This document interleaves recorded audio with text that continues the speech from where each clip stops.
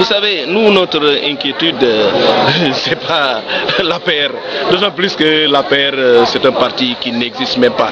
L'APR n'existe que de nom. Mais Macky Sall, tout ce qu'il reprochait à Abdoulaye Wade, il est en train de faire pire que ça.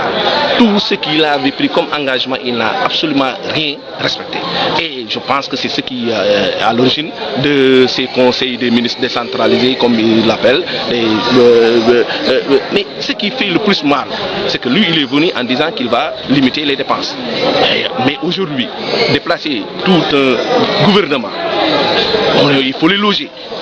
Il faut loger tous les conseillers, il faut loger... Mais ça, c'est de l'argent. Et malheureusement, il est en train de battre campagne alors qu'il n'a pas le droit de le faire. Il est le président de la République, c'est un symbole, même si aujourd'hui on sait qu'il ne mérite même pas d'être le président de la République, mais au moins il a été élu. Donc celui-là, il ne devrait même pas battre campagne, il aurait dû rester à la présidence et laisser ses poulains battre campagne.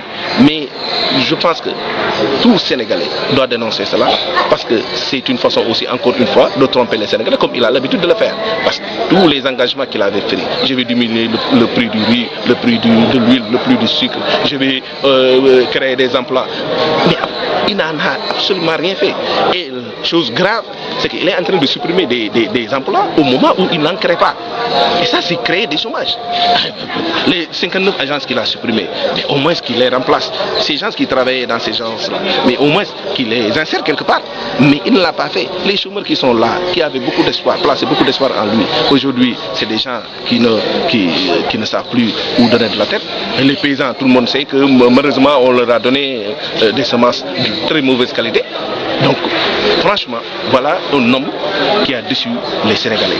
Même ceux qui... Regardez les différentes listes là. Mais c'est des gens qui étaient avec lui lors des élections présidentielles. Mais en un mois, ils se sont rendus compte que voilà, c'est pas l'homme qu'il fallait. Et malheureusement, ils se sont détachés. Et c'est ce qui explique quand même la multitude de listes pour les élections législatives. Les élections. Oui, vous savez, c'est toujours les engagements de Macky Sall qu'il ne respecte jamais. Il avait dit qu'il ne prendra pas un ministre politicien. Il allait prendre un ministre neutre, c'est quelqu'un de la société civile ou même un militaire. Mais aujourd'hui, voilà qu'il a pris celui qui est le plus politique de son parti, c'est Mbaye Ndiaye. Donc, il ne respecte aucun de ses engagements. Et Mbaye Ndiaye, tout le monde sait qu'il est très politique.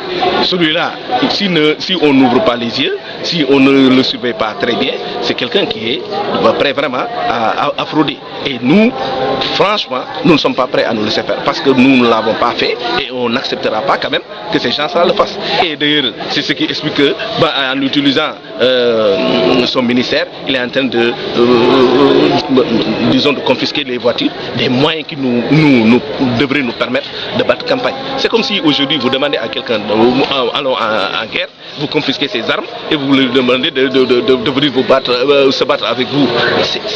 Mais c'est insensible, c'est inhumain et même c'est à la limite, c'est pas bon ça, c'est pas bon. Moi je pense que aujourd'hui Macky Sall devrait quand même, pas lui-même, mais ceux qui sont avec lui devraient le conseiller à changer de position et à changer de méthode de travail. Parce que ce qu'il est en train de faire, c'est pas bon pour nous, c'est pas bon pour le Sénégal, c'est pas bon pour les Sénégalais.